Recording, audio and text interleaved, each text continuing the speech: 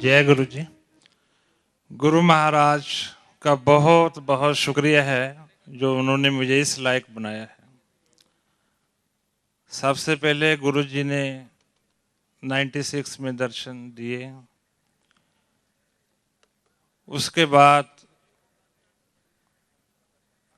जाते रहे। वाइफ को 96 में मेरी मैरिज हुई, वाइफ को एस्थमा हो गया और बहुत सुपीरियर एस्थमा। उसके बाद बेटी को हो गया जिसका कोई इलाज नहीं है। नर्क में हम चले गए थे, तो गुरु महाराज की कृपा से 100% अब एस्थमा बिल्कुल ठीक है। 2004 में मुझे हार्ट की प्रॉब्लम हुई, हार्ट अटैक हुआ बहुत सुपीरियर, और मैं उस समय मलेरकोटला रहता था। अब गुरुजी की कृपा से, उनके आशीर्वाद से चंडीगढ़ रहता हूँ। मुझे जल्दी जल्दी डीएमसी लुधियाना हार्ट सेंटर ले गए, 2 स्टंट वहाँ डाले गए, सभी मिलकर चले गए। शाम को मैंने एक स्टाफ नर्स को कहा, वे सामने डॉक्टर साहब खड़े हैं, उनको बुलाओ जरा। उसके बाद मुझे नहीं पता मेरी डेथ हो गई और डॉक्टरों ने डिक्लेयर कर दिया जो पल्स चलती होती है वो प्लेन हो गई। पता नहीं कितनी देर के बाद गुरु महाराज की कृपा से मुझे ऐसे लगा जैसे कुएं से आवाजें आ रही हैं। तो फिर मेरे पैर चल थोड़े हिले, तो डॉक्टरों ने कहा भी इसकी सांस चलने लगी है। तो उन्होंने मेरा नाम पूछा, आपका नाम क्या है, आप कहाँ से आए हो? तो आपस में डॉक्टरों ने कहा भी इसको जल्दी ऑपरेशन थिएटर लेके चलो, इसका दिमाग तो ठीक काम कर रहा है, हार्ट चेक कर लेते हैं चलकर। फिर गुरु महाराज ने दिल्ली से एक संगत भेजी, बहुत फ्रेगरेंस आई गुरु महाराज की। डॉक्टरों ने मुझे कहा आपने छुट्टी नहीं करनी, आप यहाँ आराम से बैठे हो। हार्ट बहुत वीक हो गया था।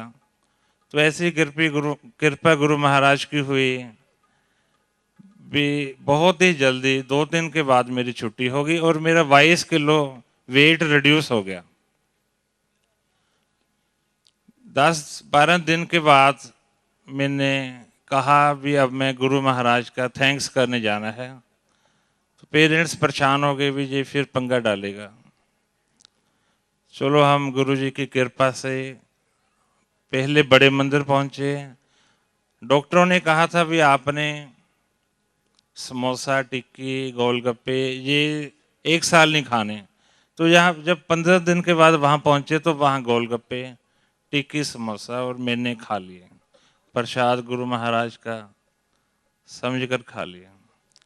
फिर वहाँ पहुँचे एम्पायर स्टेट, तो बाहर बैठे थे, तो राजू गुरु जी का भगत उनके पास था। वो कहते आप बीमार हो गए थे? मैं कहा हाँ। कहते 1 घंटा गुरु जी बहुत परेशान रहे और उन्होंने काफ़ी सैर की। देखो, अगर इंसान की किसी की भी डेथ हो जाए तो भगवान ही उसको नई लाइफ दे सकता है। फिर मैंने गुरु जी का थैंक्स किया। गुरु जी कहते इस आंटी को बताओ, पास बैठे थे भी, हर चीज यहाँ पर प्रैक्टिकली होती है। काफी कमजोर हो गया था, तो गुरु जी महाराज की कृपा से बहुत लंगर गुरु जी ने करवाया। एक दिन में 22 चपाती लंगर की खा गया। लेकिन आज पता चलता है इतने सालों के बाद, 22 किलो वेट रिड्यूस था, इसलिए गुरु जी ने 22 चपाती खिलाई। ऐसे गुरु महाराज की इतनी कृपा है, फुल सेटिस्फाइड हूँ 101%। गुरु जी ने शिव जी के रूप में बहुत बार दर्शन दिए हैं।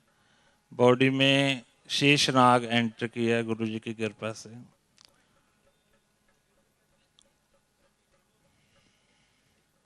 एक बार हम गुरु महाराज के पास मत्था टेक रहे थे, तो मलेरकोटला जाना था। 370-75 किलोमीटर पड़ जाता है एम्पायर स्टेट से। तो गुरुजी कहते वैसे नॉर्मली जी तो 5 घंटे में पहुंच जाएंगे। तो हम देखने लग गए जी गुरुजी किसको कह रहे हैं। तो आप विश्वास करना, कभी भी 5 घंटे नहीं लगते, 7 घंटे लगते हैं। हम सभी अपने अपने घर में 5 घंटे में वहाँ चले गए और हैरान हो गए। गुरु महाराज नॉर्मली ही कोई बात कहते थे, लेकिन पता बाद में चलता था। एक बार गुरुजी की कृपा से 2001 में बेटा हुआ, उसका नाम हमने कई बार सोचा क्या रखें, तो फिर सोचा भी चलो गुरुजी से ही पूछेंगे। गुरुजी को कहा भी गुरुजी इसका नाम रखना है। गुरुजी कहते रुक जाओ अभी। मैं कहा ठीक है गुरुजी। गुरुजी ने 1-2 साल के बाद संगत के थ्रू मैसेज भेजा, इसका नाम महक रख दिया है। तो लोग कहने लगे महक तो लड़के का नाम होता है। मैं कहा हमारे भगवान ने नाम रखा है। हम गुरुजी के पास एम्पायर स्टेट आए हुए थे, तो वहाँ हमें काका काका कहने की जो आदत पड़ गई थी। तो हम सभी बाहर आ गए तो देखा वो तो है ही नहीं छोटा। तो मैं गया तो गुरुजी अकेले खड़े हुए थे। गुरुजी कहते हाँ। मैं कहा गुरुजी वो काका भुल गए। कहते की रंग लाएगा, शर्म कर कहते काका काका कर रखी है। मैं सॉरी गुरुजी। अब गुरुजी ने महक का नाम उसकी मेडिसिन बना दिया है। सबसे लास्ट जब गुरुजी ने चोला छोड़ा, सैटरडे लास्ट था, तो मिसेज का कजन कहता है भी चलो गुरुजी के पास जाना है ऐसे ऐसे। मैं कहा भी देखो हमने झूठ नहीं बोलना, वहाँ जाकर हम बता देंगे, क्योंकि संगत को मना था चंडीगढ़ की और पंजाब की। तो हम आए तो उसको मैंने आगे कर दिया। मैं कहा चलो भाई डांट खाओ। तो गुरुजी जब उसने माथा टेका तो 5-6 बंदे बैठे, तो गुरुजी दूसरी तरफ देखने लगे। मैं कहा अब तो बच गए। जब माथा टेका हाँ वकील किमें आया। मैं गुरुजी इस तरह ने टिकट एक्सटेंड कराने से। गुरुजी कहते ये तो कंफ्यूज बंदा है, इसको बाहर बिठाओ। तकरीबन गुरुजी ने 1 घंटा मेरे से बात की, काफ़ी खुश समझाया।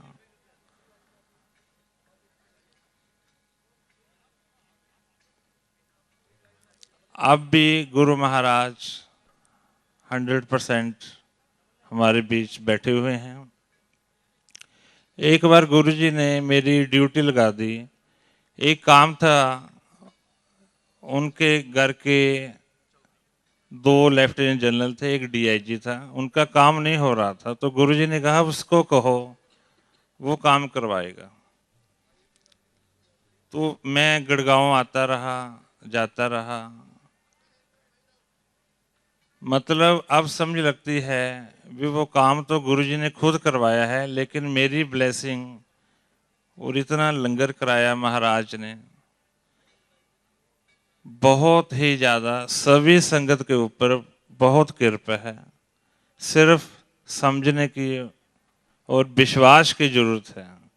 साक्षात शिव जी भोलेनाथ हैं। अभी 5-6 दिन पहले गुरुजी की कृपा से मैं महाकालेश्वर गया था। तो आप विश्वास नहीं करोगे, ज्योतिर्लिंग है वहाँ पर, इतनी फ्रेगनेंस गुरुजी की थी भी। एक बार मैं इतनी सर्दी में एयरपोर्ट पर बैठा हुआ था, तो गुरु महाराज आगे पैदल चलकर आ रहे थे। उनके येलो कलर की टी शर्ट पहनी हुई थी। जब वो आए थे तो इतनी फ्रेगरेंस उस समय आती थी जैसे फ्रेगरेंस महाकालेश्वर में आई है। कहने का मतलब हर जगह हर समय गुरुजी आपके साथ हैं। मेरा हर पल हर सांस गुरुजी को अर्पित है, समर्पित है, और उनका ही है सारा कुछ। जय गुरु।